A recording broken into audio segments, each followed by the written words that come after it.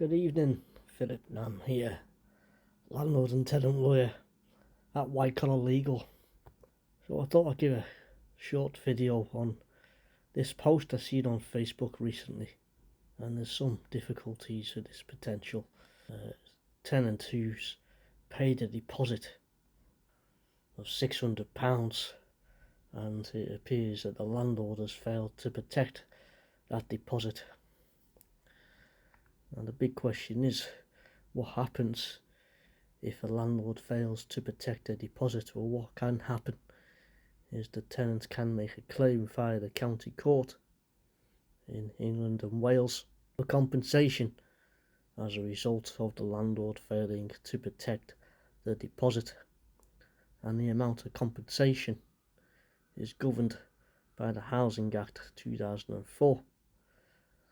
The maximum amount of compensation for each tenancy is 3 times the amount of the deposit. So in this case, this tenant can claim up to £1,800 compensation if the landlord has failed to protect the deposit. And that is for each and every tenancy agreement. So in this tenant's case, they say they've had 11 tenancy agreements.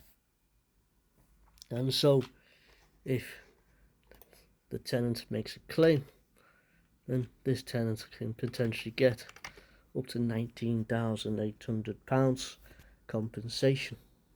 However, it's not as simple as that, because this tenant talks about limitation. Well, the law of limitation is that you can only claim the compensation going back 6 years from when the landlord failed to protect the deposit. So the landlord has 30 days to protect the deposit.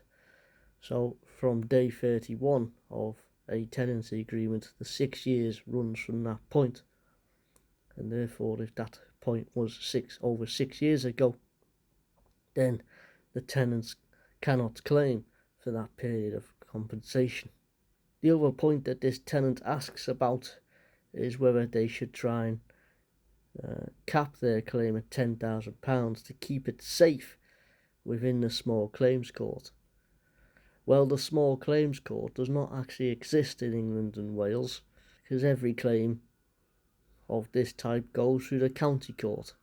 Further, claims of this type are not actually dealt with as small claims, nor are they dealt with as fast-track claims. In fact, they're dealt with under a procedure called Part 8, which are multi-track claims. So it doesn't matter if your claim is for one deposit, one tenancy agreement, or 11 tenancy agreements. They're all dealt with under the same regime. The other point that this tenant's trying to make is that if they try and keep the claim at £10,000 or less on a small claims track, then they might save some costs. Well, that's not correct either, because whilst the normal limit for small claims is £10,000, I have seen claims over £10,000 be dealt with as small claims as well.